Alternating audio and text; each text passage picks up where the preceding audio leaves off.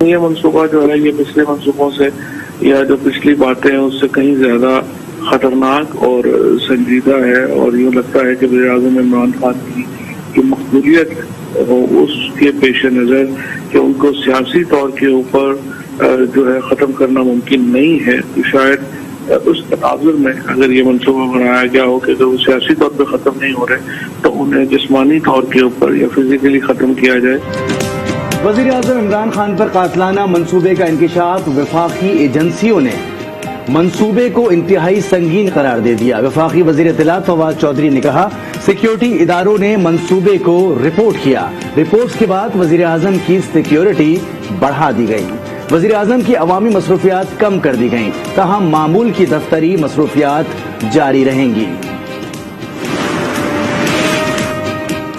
پاکستان کا دھمکی آمیز خط پر احتجاج، امریکی ناظم الامور کی دفتر خارجہ طلبی، اندرونی معاملات میں مداخلت پر شدید احتجاج، ناظم الامور کو احتجاجی مراسلہ بھی دیا۔ دفتر خارجہ نے کہا ملک کے اندرونی معاملات میں مداخلت کسی صورت قبول نہیں کی جائے گی۔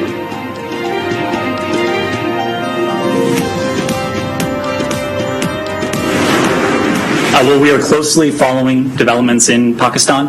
We respect, we support Pakistan's constitutional process and the rule of law, but when it comes to those allegations, there is no truth to them.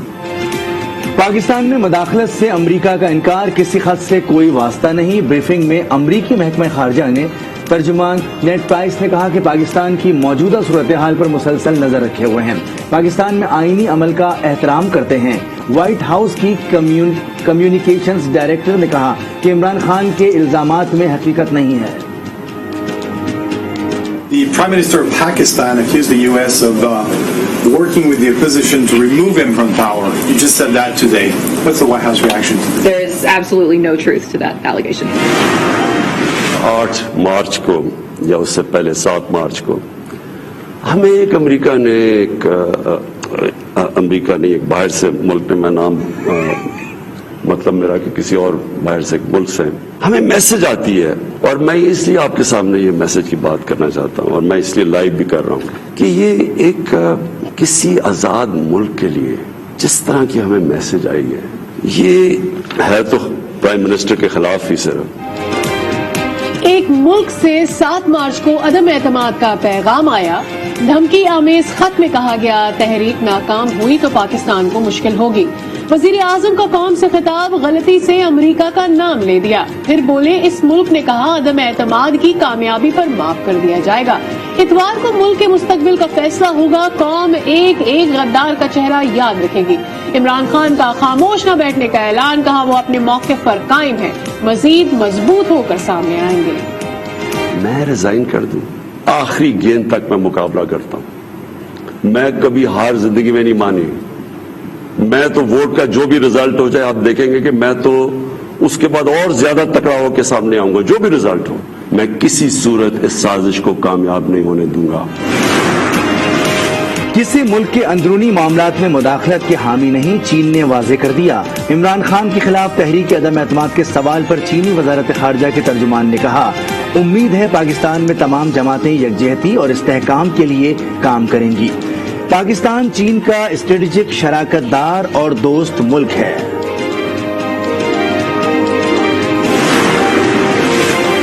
وزیر اعظم کے خلاف عدم اعتماد پر ووٹنگ اتوار کو ہوگی، اپوزیشن کو مطلوب اراکین کی حمایت حاصل ہو گئی، منحرف اراکین کو بروقت ضرورت استعمال کیا جائے گا، باغی اراکین کو ملا کر اپوزیشن کے حامی اراکین کی تعداد 198 ہو گئی، تحریک پر کامیابی کے لیے 172 اراکین کی ضرورت ہوتی ہے۔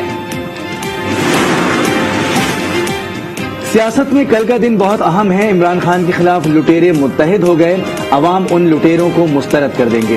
اپوزیشن پر شیخ رشید کی تنقید، کہا ہر کابینہ میں شوگر مافیا کا اثر ہوتا ہے، مہنگائی کے باوجود لوگ عمران خان کو پسند کرتے ہیں۔ وزیر داخلہ نے کہا کہ ملک کو نئے الیکشن کی ضرورت ہے۔ عمران خان کو اسرائیل اور بھارت نے فنڈنگ کی، وزیر اعظم پر شہباز شریف کی تنقید، کہا عمران خان ہمارا منہ نہ کھلوائے، خط مکمل جھوٹ اور فراڈ ہے۔ بلاول بھٹو بولے عمران خان ملک کو نقصان پہنچا رہے ہیں، اپنی کچھ تو عزت رہنے دیں۔ مریم نواز نے کہا عمران نے ثابت کر دیا کہ وہ وزارت عظمیٰ کے اہل نہیں ہے۔ وزیر اعظم کی اپنی ہی ٹیم ساتھ چھوڑ گئی، ہمیں الزام نہ دیں۔ رہنما ایم کیو ایم خالد مقبول کی پروگرام روبرو میں گفتگو، بولے مقتدر حلقوں نے کہا سیاست میں مداخلت نہیں کریں گے، لگتا نہیں پرویز الہی وزیر اعلیٰ پنجاب بن جائیں گے۔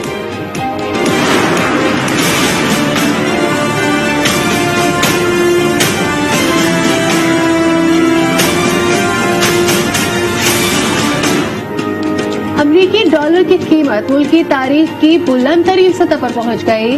انٹر بینک میں ڈالر مزید 92 پیسے مہنگا ہو گیا، پہلی بار ڈالر 184 روپے سے بڑھ گیا۔ انٹر بینک میں ڈالر کا لین دین 184 روپے 40 پیسے میں جاری ہے۔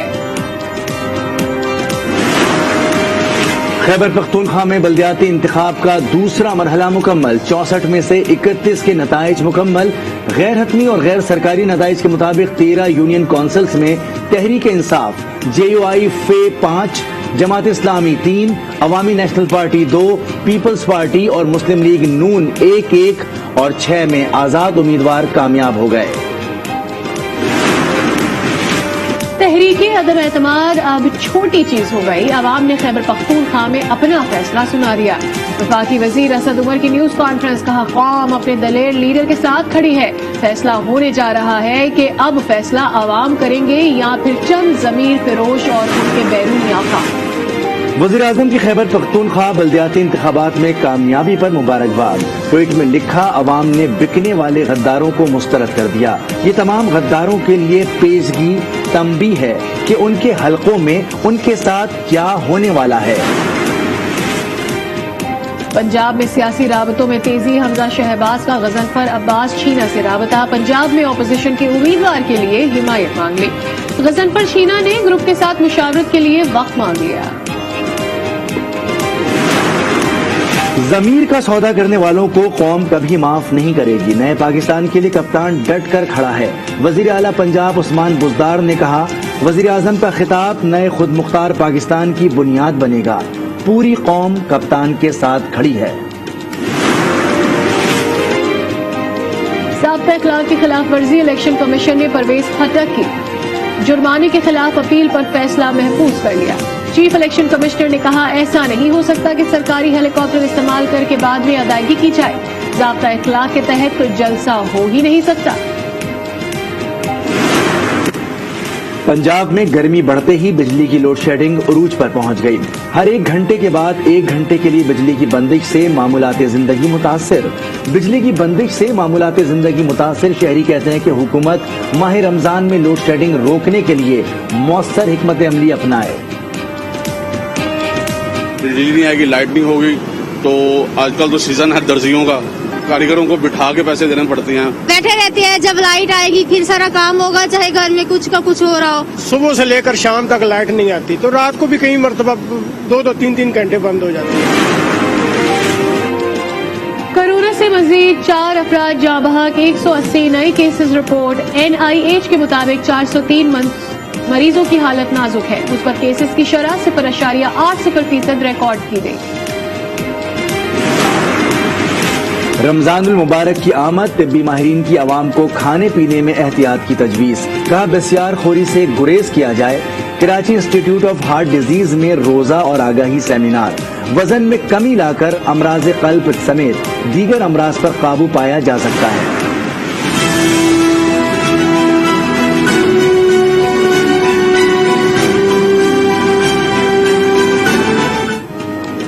لاہور میں وارداتیوں نے معصوم بچوں کو بھی نہ چھوڑا، بچوں کی سائیکلیں چوری کرنا شروع کر دی۔